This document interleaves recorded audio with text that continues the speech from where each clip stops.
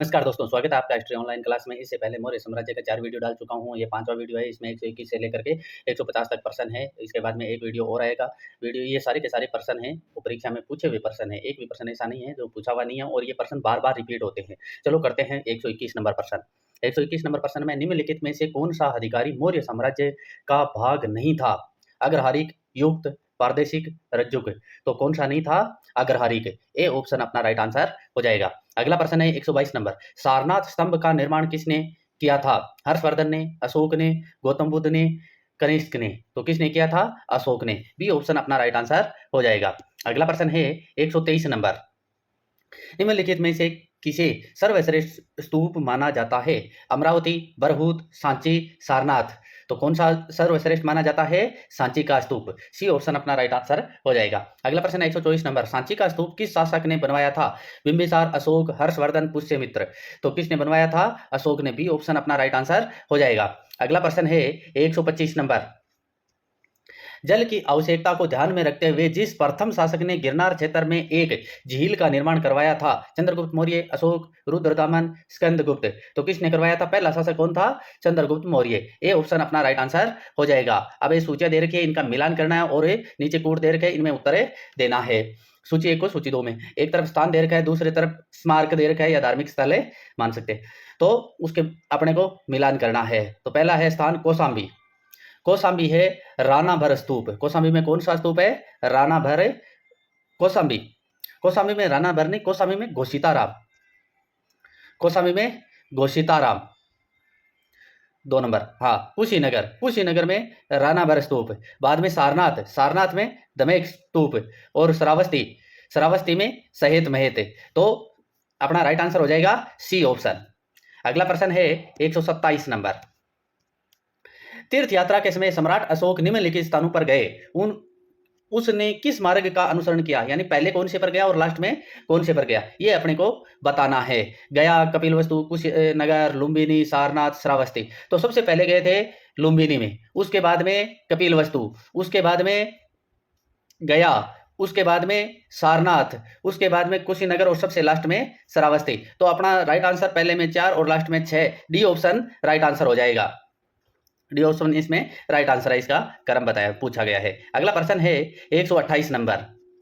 अशोक के शिलालेखों में प्रमुख भाषा है संस्कृत, प्राकृत, पाली, हिंदी। तो कौन सी भाषा है? प्राकृत। बी ऑप्शन अपना राइट आंसर हो जाएगा। 129 में दे रखा है निम्नलिखित में से कौन सा अशोककालीन अभिलेख खरोष्टी लिपि में है?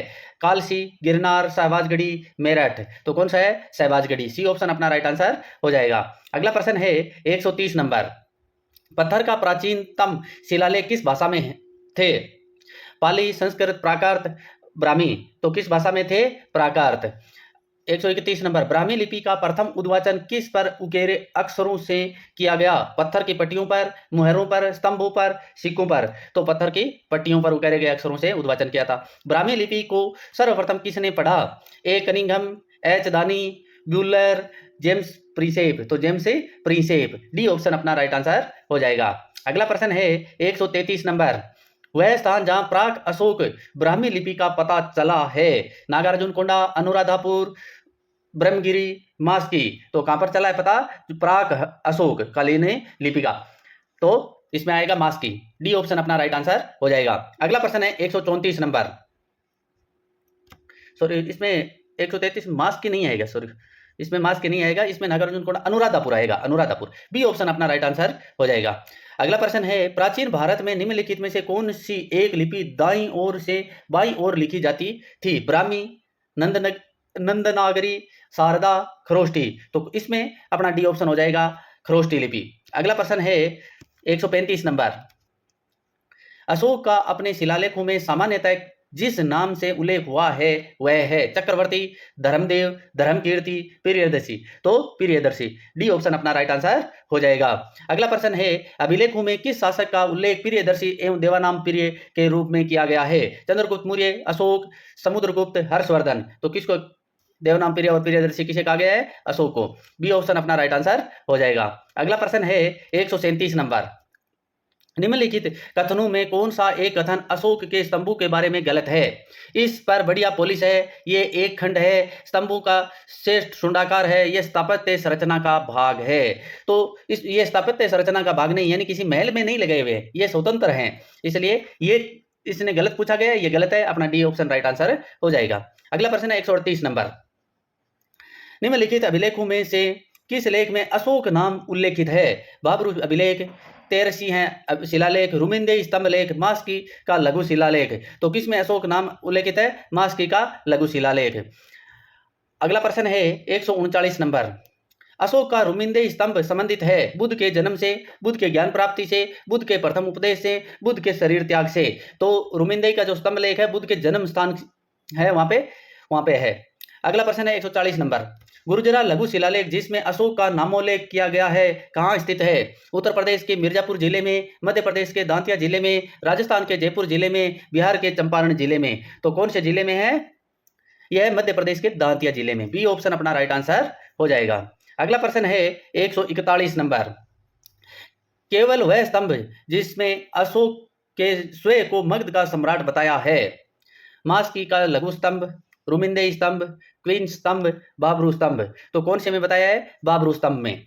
कालसी प्रसिद्ध है बौद्ध चैत्य हेतु, फारसी सिक्कों के कारण, अशोक के शिलालेख के कारण, गुप्तकालीन मंदिर हेतु। तो कालसी क्यों प्रसिद्ध है? क्योंकि वहां पे अशोक के शिलालेख मिले हैं। सी ऑप्शन अपना राइट आंसर हो जाएगा। अगला प्रश्न है 143 नंबर। उत्तराखंड में सम्राट अशोक के शिलालेखों की एक प्रति कहाँ मिली है? नैनीताल, पौड़ी, टिहरी, कालसी। तो कहाँ मिली है?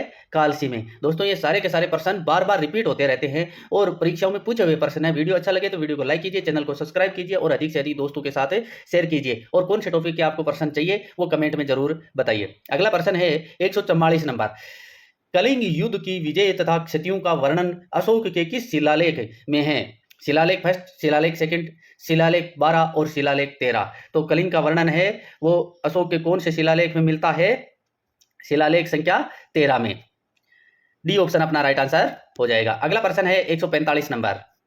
अशोक के निम्न अभिलेखों में से पूर्णतः धार्मिक सहिष्णुता के प्रति समर्पित कौन सा अभिलेख है? अभिलेख 13, अभिलेख 12, अभिलेख स्तंभ लेख 7, बाबरू लघु शिलालेख। तो कौन सा इसमें? शिलालेख 12। बी ऑप्शन अपना राइट आंसर हो जाएगा। अगला प्रश्न है 146 नंबर। निम्नलिखित में से किस शासक ने अपनी प्रजा को इस अभिलेख के माध्यम से परामर्श दिया? कोई भी व्यक्ति जो अपने संप्रदाय को महिमा मंडित करने की दृष्टि से अपने धार्मिक संप्रदाय की प्रशंसा करता है या अपने संप्रदाय के प्रति अत्यधिक भक्ति के कारण अन्य संप्रदायों की निंदा करता है, वह अंततः अपने संप्रदाय को गंभीर रूप से हानि पहुंचाता है। यानी किसका शिलालेख है जिसमें यह लिखा हुआ है? अशोक का, समुद्रगुप्त का, हर्षवर्धन का, कृष्णदेवराय का। किसका है? अशोक का। ए ऑप्शन अपना राइट आंसर हो जाएगा। अगला प्रश्न है 147 नंबर।